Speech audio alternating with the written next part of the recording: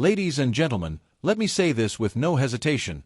The Las Vegas Raiders are a mess. It's been far too long since this franchise had stability, and once again, we're looking at a team that's stumbling through one of the worst seasons in the league.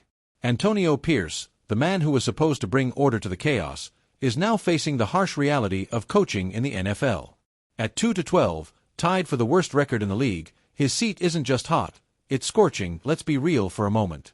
When Antonio Pierce was promoted from interim to full-time head coach, there was hope, optimism, heck, even excitement. But what's happened since? A 10-game losing streak capped off by a nationally televised embarrassment against the Falcons. A 15-9 loss. Let me tell you, you don't lose like that on the big stage and expect to keep your job without serious questions being asked. And trust me, Mark Davis is asking those questions. Now, let's not pretend Pierce hasn't been dealt a bad hand. No real quarterback. Star players like Davante Adams wanting out. Injuries all over the roster. I get it. Even Bill Belichick himself might have struggled with this lineup. But let's not sugarcoat it. Pierce's game management has been atrocious, and his decisions on coaching talent have been, well, let's just say questionable to be polite. And that's me holding back. Here's where it gets interesting.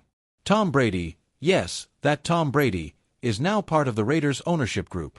And let me tell you, if there's one person who understands the value of stability, it's the man with 7 Super Bowl rings.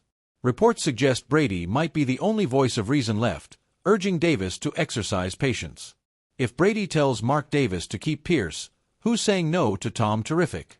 Not me, that's for sure. Here's the bottom line, folks. The Raiders don't just need a new coach or a new quarterback, they need a complete cultural reset. Firing Antonio Pierce might feel like the right move in the moment, but what happens next? Another coach, another system, more instability. If they don't get this right, we'll be having the same conversation next year. So, Raider Nation, I ask you this. Is it time to hit the reset button again, or should this franchise finally stick to a plan and ride out the storm?